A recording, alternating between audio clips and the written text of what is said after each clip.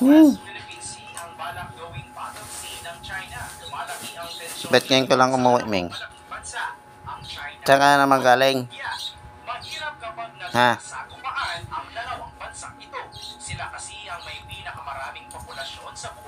Wala ka, gumala ka na naman, ha?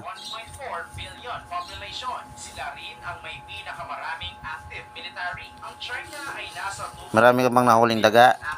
Ha? Ipunin mo yung mga nahuli mong daga, kaya adobohin natin. Ming.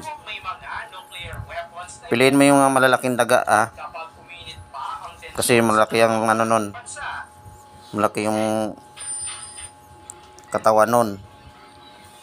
Maraming taba. Masarap adobohin yung daga.